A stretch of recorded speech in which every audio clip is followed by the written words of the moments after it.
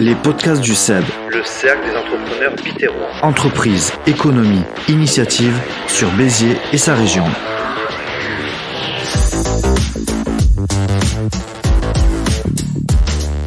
Bienvenue à toutes et tous dans les podcasts du CEB saison 2, c'est le premier épisode et c'est le 16e invité. C'est parti.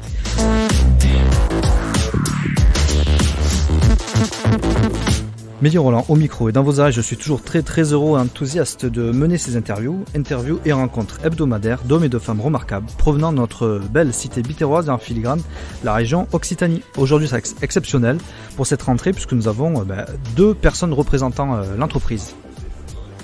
C'est la fin de la réunion d'affaires du Cercle des entrepreneurs bitérois. Notre studio s'est donc déplacé au restaurant La Raffinerie d'Anthony Zogby, que l'on salue. On remercie d'ailleurs toute son équipe. La réunion d'affaires donc est clôturée et ils sont restés avec nous, donc Nicolas Antoine, le gérant, et Hubert, le commercial. Michael Doutot, le président du Cercle des entrepreneurs bitérois, sera là dans notre deuxième partie pour commenter, pour débriefer de manière synthétique mais toujours très éclairée cet échange avec AN Solutions, donc, qui nous fait la joie d'être avec nous pour cette rentrée. C'est parti. Messieurs, bonjour. Nicolas, Antoine et donc Hubert. Bonjour. Voilà, enchanté. Alors c'est la première fois qu'on fait à deux, ce qui est très intéressant, je pense aussi pour les auditeurs, pour avoir un petit peu plus aussi de dynamisme. On va vous découvrir, donc peut-être je m'adresse d'abord à Nicolas, le gérant. Oui. Est-ce que je peux te présenter déjà ? Oui, Nicolas Antoine, donc voilà, moi je viens du secteur du courant faible, plus de l'alarme et de la vidéosurveillance. Et quand il y a eu les véhicules électriques qui sont entrés sur le marché, j'ai eu l'idée d'installer des bornes de recharge pour ce genre de véhicules. Donc ça part de là en fait. Oui, réellement. Ça part de là, ouais, tout à fait. Qu'est-ce que tu faisais avant du coup, avant de ce parcours ? J'étais directeur technique dans une entreprise de courant faible justement. D'accord. Où je gérais des équipes. C'est quoi le courant faible justement ? C'est tout ce qui est moins de 50 volts, donc c'est de l'alarme, de la vidéosurveillance principalement, ça peut être aussi de l'interphonie. Ce qu'on appelle la domotique aussi. Oui, la domotique aussi, voilà, tout à fait. Ok. Voilà. Et j'ai une filiale juste maintenant pour les bornes de recharge. D'accord. Donc là c'est l'activité principale d'AN Solutions, c'est ça ? Oui. Ok. Qui est basée à Béziers ? Qui est basée à Villeveyrac. À Villeveyrac, ouais. Voilà. Donc c'est plus sur les temps de taux, sur la région de Sète, mais bon, comme je suis entre les deux, entre Sète et Béziers, voilà. D'accord, ok. Béziers aussi. Donc, ok. Donc avec nous aussi également Hubert. Oui. Commercial, bonjour, c'est ça ? Bonjour. Bonjour. Commercial, oui. Alors c'est quoi depuis quand tu es dans l'entreprise déjà ? Alors depuis plus d'un an, on collabore depuis plus d'un an avec Nicolas, puisqu'on est sur un marché porteur où il y a beaucoup de demandes, où il y a beaucoup de choses à faire. De plus en plus de véhicules électriques s'achètent, de plus en plus de particuliers et d'entreprises souhaitent recharger d'une manière rapide. Quand on parle de bornes de rechargement rapide, puisque oui, on peut brancher son véhicule électrique sur son 220 volts, mais ça va mettre des durées de plus d'une nuit, ça peut mettre 20 heures. Donc nous, on propose et on installe des bornes de rechargement rapide. Et donc pour revenir sur le secteur, nous on a plusieurs clients qui sont à Marseillan, à Valras, on est bien implanté dans le secteur bitérois. Ouais. Alors au niveau des bornes rechargeables comme ça, j'imagine qu'il n'y a pas énormément non plus de concurrence dans notre région, que ce soit le bitérois, l'agatois, sur Sète aussi. Du coup, vous êtes plutôt étendu au niveau de l'Occitanie dans ce secteur-là ? Oui, on travaille entre Perpignan et Marseille et on monte aussi dans l'arrière-pays. La concurrence, on a des grands groupes qui s'intéressent surtout aux grosses entreprises, aux grandes flottes de véhicules, aux grands parcs immobiliers, de syndics de copropriété assez importantes. Et nous, on est plutôt des artisans, donc des PME, donc on adresse les PME. Des entreprises qui ont quelques véhicules, qu'ils souhaitent s'équiper pour leurs collaborateurs, pour la direction et parfois pour le parking pour leurs clients. Et les particuliers, eux, font des demandes spontanées sur notre site internet. On adresse aussi le particulier. Vous avez donc vous occupez des bornes, donc on imagine qu'elles sont situées dans des endroits stratégiques ou au moins où vous pouvez vous développer. Il y en a combien à peu près à ce jour ? Juste, nous on installe en fait sur la propriété privée de la personne, de notre client. Et vous avez combien à peu près d'entreprises qui justement installent ce genre de bornes ? Ah, en concurrence, vous parlez? Que vous avez installé par exemple? Une vingtaine. Ouais, une vingtaine. Aujourd'hui, on est une vingtaine, mais on a une bonne cinquantaine de devis en cours et on a des demandes. On a Ouais, bien sûr. 5-6 demandes sur notre site internet par semaine. Ça évolue de manière exponentielle de toute façon, C'est- surtout actuellement. Oui. Parce que ça commence à se démocratiser petit à petit, parce que je pense qu'il y a peut-être aussi des réticences. Alors, Oui, un petit peu. Après, les gens, ils n'ont pas trop le choix non plus maintenant, comme j'en ai parlé tout à l'heure. Ouais. Aujourd'hui, un véhicule sur deux est rechargeable quand on veut l'acheter neuf. Donc on passe forcément par de la recharge, que ce soit une prise de recharge ou une borne de recharge. Donc il y a une nuance entre les deux, hein, c'est le temps de charge. Ouais. Et pour une hybride par exemple, il n'y a pas besoin d'installer forcément une borne. D'accord. Voilà, donc c'est principalement comme ça. Donc l'entreprise qui a une flotte de véhicules Oui. fait des recharges en journée, en nuit. Ça représente combien par rapport à leurs salariés? Et puis quels sont les secteurs d'activité justement qui utilisent? Ça peut être tout et n'importe quoi, Tout le c'est monde. souvent des commerciaux qui bougent beaucoup. Ouais. Après nous, on a toujours une étude à faire dans tous les cas parce que selon le type de véhicule, le type d'installation électrique qu'il y a sur l'entreprise ou le particulier, ça varie. La borne, c'est pas forcément la même borne qu'on installe chez l'un ou chez l'autre. oui, je complète en disant qu'en fait, on part pour faire notre étude, on part du besoin du type de véhicule et du besoin du temps de rechargement. On a par exemple des agences immobilières qui ont des flottes de véhicules électriques pour les agents immobiliers qui, en fait, avec la charge de la nuit, ont suffisamment d'autonomie pour faire leur tournée dans la journée. Et on a d'autres, par exemple, des professions libérales de type avocat, notaire, autres, qui veulent recharger entre deux rendez-vous. Donc, qui souhaitent une charge très rapide, en 1 heure, 1 heure et demie, ils veulent recharger à 100% leur véhicule pour repartir sur un autre rendez-vous. Parce qu'on imagine qu'il y a des professions où quasiment ils roulent toute la journée aussi, ils ont besoin de véhicules toute la journée. Donc c'est ces genres de pauses où ils peuvent charger le véhicule. Ça représente combien en temps finalement? Ça peut aller de 20 minutes à 4 heures en fonction du véhicule, de la borne, du temps de charge de la borne et de la puissance de votre compteur. Donc ça fait partie, chaque devis nécessite une étude puisqu'en fonction de la puissance que vous avez à votre compteur, vous pouvez mettre une borne de 7 kg ou de 11 kg ou de 22 kg en fonction de la puissance dont vous disposez. Oui, et les tailles des batteries des voitures aussi, parce que selon les modèles de voitures, il y a des batteries plus ou moins grosses. Donc pour répondre à toutes ces questions, en fait, pourquoi on travaille à deux, c'est que Nicolas, pendant qu'il est sur les installations et qu'il est sur toute cette partie technique, moi mon rôle c'est d'aller visiter le client, c'est d'aller sur place pour voir son besoin, expliquer, faire de la pédagogie, expliquer ses tenants et aboutissants en fonction du véhicule, de la puissance. Et le dernier paramètre c'est l'acheminement, où est-ce que je veux ma borne par rapport à mon tableau électrique, est-ce qu'il y a de la VRD à faire, est-ce qu'il y a beaucoup de câblage et de conseiller le client pour trouver la bonne solution. On va dire que c'est un petit peu le début de cette aventure avec de l'électrique, avec toutes ces bornes, etc. Quel bilan vous, côté professionnel, vous pouvez tirer? Tu crois? Oui. Alors là où on est stratégique, c'est que notre stratégie c'est de satisfaire chacun de nos clients actuellement pour qu'ils nous servent de référence, pour qu'ils fassent des avis Google. Donc aujourd'hui 100% des clients qu'on a installés est satisfait.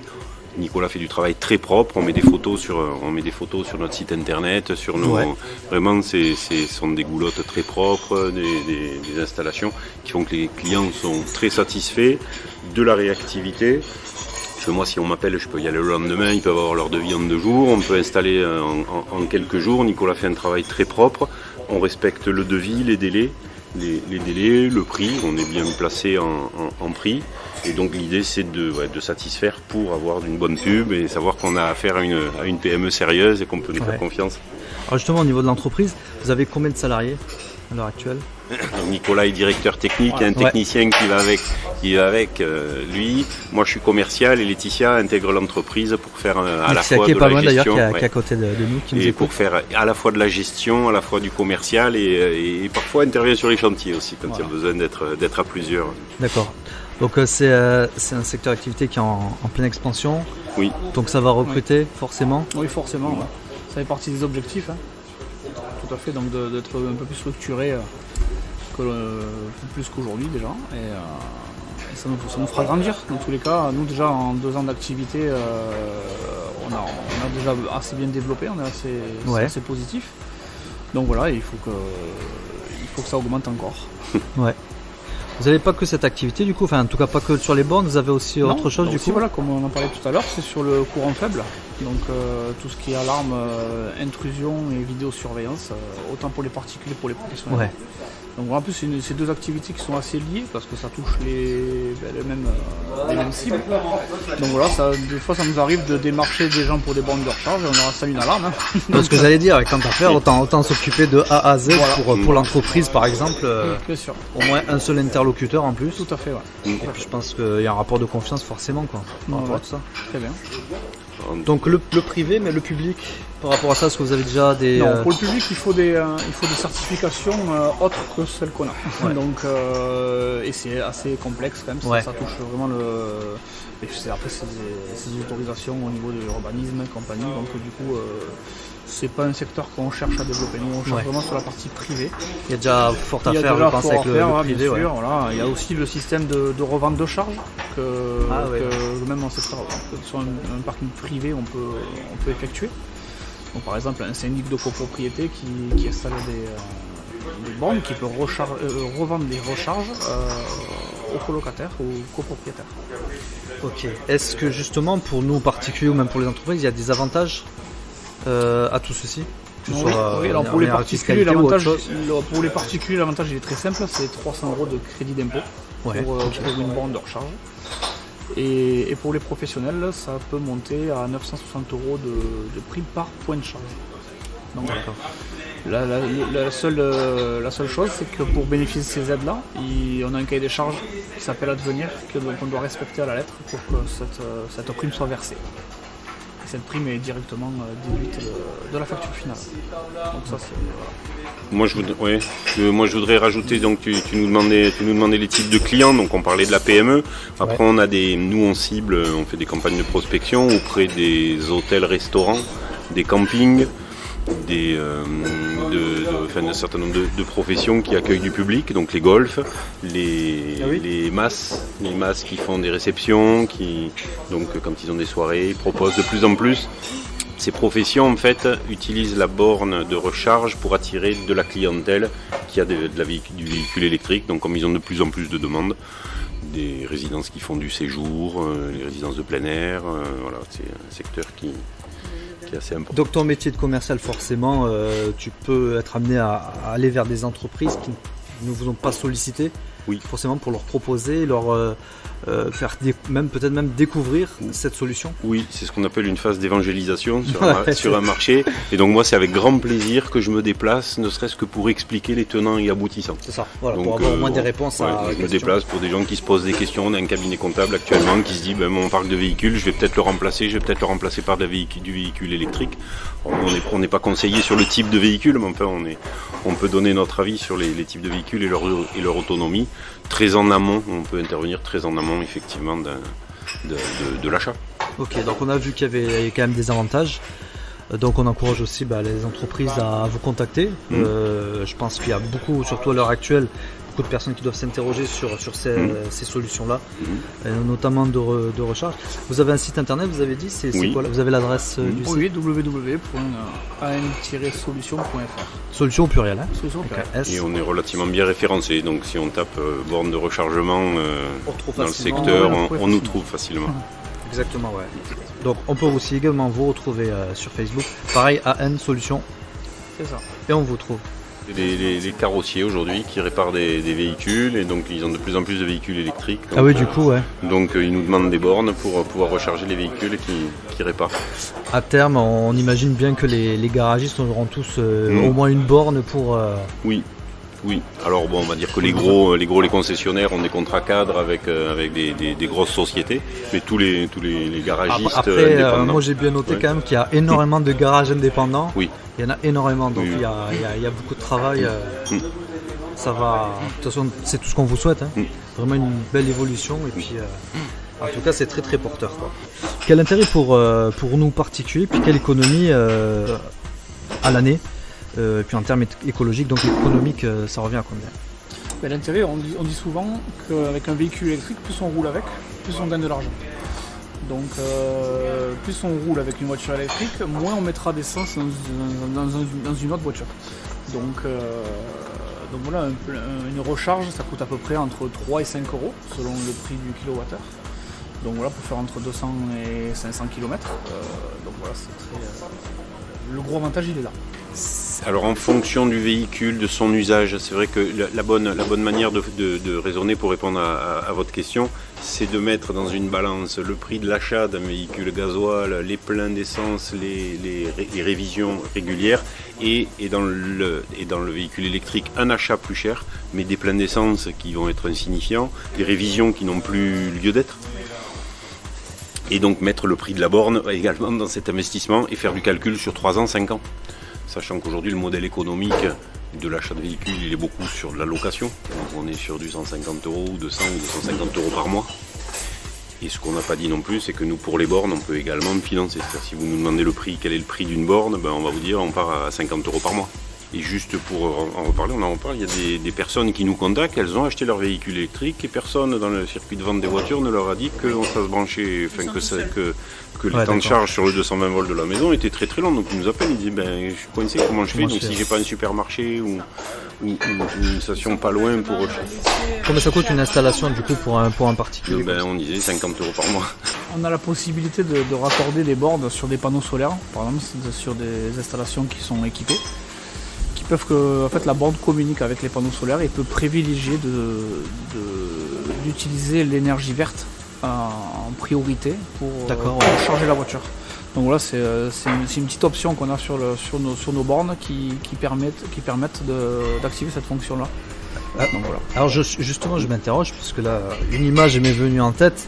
C'est certains centres commerciaux, notamment sur Béziers, sont équipés de panneaux solaires. Pourquoi en bas de ces panneaux solaires, il n'y a pas de borne encore en fait? Puisqu'on pourrait l'utiliser pour ça. Parce qu'on n'est pas encore intervenu. C'est ça.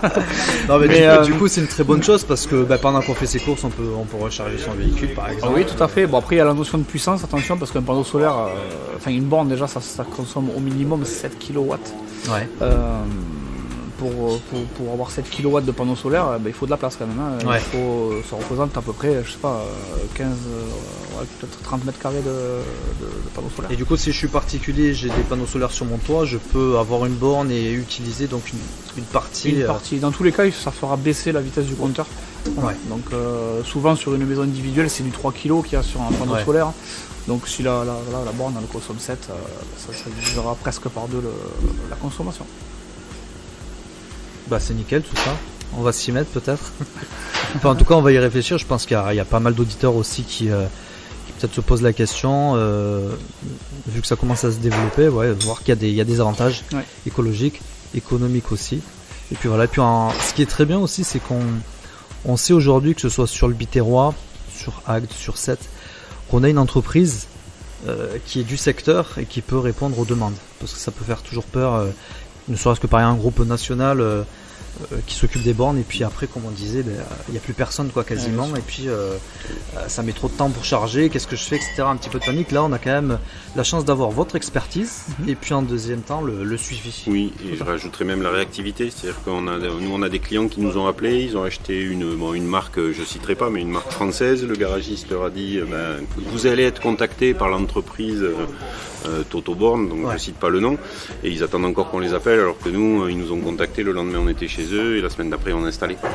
Donc il y a un côté réactif, comme je disais, et donc voilà la différence entre un artisan local réactif et qui a le souci de la qualité, du service, et puis des grands groupes. On reste à taille humaine. C'est ça. Puis nous, au SEB, on est très, très attachés à tout ça. D'ailleurs, on était très très heureux de vous recevoir, non seulement pour la réunion d'affaires d'aujourd'hui, puisqu'on a enregistré, on est vendredi, et puis également à ce podcast qui va être très éclairant, je pense, pour pas mal de monde. Donc, on vous remercie en tout cas d'être venu. Nicolas Hubert, et puis j'ai oublié le prénom, Laetitia, c'est ça. Donc on pourra vous retrouver sur internet à an-solutionpluriel.fr, c'est ça. Voilà. Donc vous êtes sur liste d'attente du SEB, notamment comment vous avez connu le SEB et puis justement si vous pouvez parler de votre interaction avec Michael Doutot, son président. Oui, le SEB je l'ai connu en venant travailler sur ce lieu.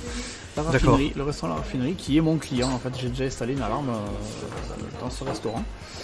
Et le jour où j'étais là, je suis resté manger et j'ai vu la réunion qui se déroulait. Donc du coup, je suis venu voir Michael et je lui ai dit que ce réseau m'intéressait et je lui ai demandé les modalités pour venir voir. Et il se trouve que Michael connaissait aussi Hubert, mon commercial. Ok. Donc voilà, l'interaction s'est fait très naturellement et très rapidement. Est-ce que Hubert, tu confirmes? Oui, je Oui. confirme. J'avais rencontré Michael il y a déjà bien 5-6 ans. On avait collaboré sur des Oh, ça réunions remonte. business déjà à l'époque. Il m'avait invité, je voulais créer l'équivalent sur Montpellier. Il m'avait invité sur une réunion sur Béziers et on avait partagé les mêmes valeurs. Ah bah super, je pense que vous êtes fait pour vous entendre, tous ensemble, Et en tout cas le merci de votre SEB et accueil. puis AN Solutions. Donc en espérant vous revoir très vite, en tant que membre du SEB bien sûr, et puis sinon en tant qu'invité, en attendant à suivre toujours le cercle des entrepreneurs bitérois, et puis on vous remercie vraiment chaleureusement. Merci Merci de à votre vous. visite et puis pour cette première interview donc de la saison, je le rappelle. On se retrouvera avec d'autres invités. Et on le rappelle, donc c'est un podcast par semaine. Voilà, donc c'est la reprise. Merci à toutes et tous pour votre écoute et votre soutien. Merci. C'était l'entreprise AN Solutions. Nous avons reçu Nicolas et Hubert, ainsi que Laetitia au restaurant partenaire La Raffinerie. Pour notre premier podcast de la saison 2, podcast numéro 1, on vous prépare une saison pleine de surprises. Nous avons hâte de vous retrouver chaque semaine et de découvrir de nouveaux entrepreneurs, de nouvelles initiatives.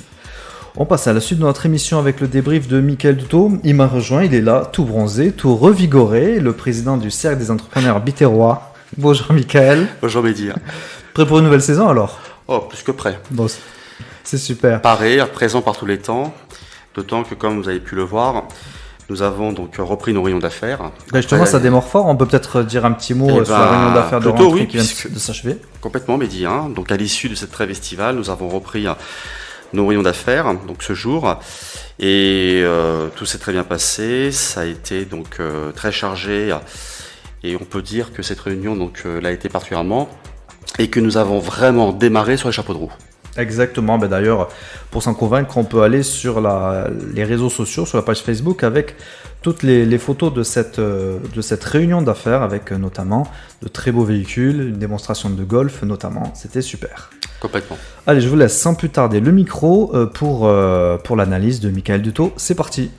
Je suis très heureux, Mehdi, d'avoir fait la connaissance de Nicolas Antoine et son épouse Laetitia de l'entreprise AN Solutions et d'avoir également renoué le contact avec Hubert Chollet, leur technico-commercial, dont j'apprécie beaucoup la personne en raison de nos valeurs communes. AN Solutions, Mehdi, est un regard indéniable sur l'avenir en matière d'écologie. Cette société spécialisée dans le secteur du courant faible propose, entre autres, une solution de recharge pour véhicules électriques. Comme nous l'ont si bien expliqué Nicolas et Hubert, un véhicule sur 2 est rechargeable. Ce qui veut donc dire que nous nous destinons à terme à un usage généralisé des véhicules électriques. Dans leur clientèle, de nombreux secteurs d'activité sollicitent leurs services, à savoir les commerciaux, les agences immobilières, les professions libérales, les campings et les golfs. Tout est pensé, Mehdi, de façon à permettre à leurs clients, aussi bien professionnels que particuliers, de disposer d'une borne de recharge en adéquation avec le cahier des charges, leur permettant ainsi d'exploiter sans contrainte leurs véhicules électriques et faire des économies non négligeables en termes de consommation. Ils permettent également à leurs clients, par ce concept,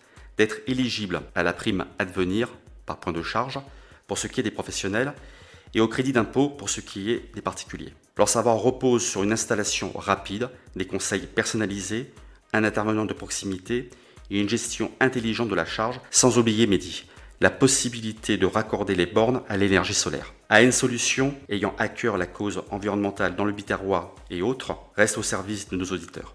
Ensemble, parce que l'union fait la force. Merci Michael. Je vous en prie, Mehdi. Voilà, c'est la fin de notre premier podcast de la saison. Nous en sommes très heureux. On se retrouve avec grand plaisir la semaine prochaine. Donc, au revoir Michael. Au revoir, Mehdi. Et tenez-vous prêts parce que, comme à chaque fois, nous n'allons pas chômer. Mais je suis prêt. On est là, on est prêt. Pour découvrir donc la semaine prochaine une nouvelle initiative et un nouveau talent, un nouveau chef d'entreprise sera forcément à nos micros, au micro des podcasts du SEB donc, et pas ailleurs, la première émission podcastée du Biterrois et nous en sommes fiers. Merci à toutes et tous pour votre écoute, votre soutien également. En attendant, prenez soin de vous, vive l'entreprise locale, bonne semaine à toutes et tous, merci. Retrouvez tous les podcasts du SEB en ligne saison 1 et 2 sur les plateformes en ligne Ocha, Spotify, Deezer, Apple Podcasts et bien d'autres. ainsi que sur nos réseaux sociaux Facebook, Twitter, YouTube et LinkedIn. À bientôt.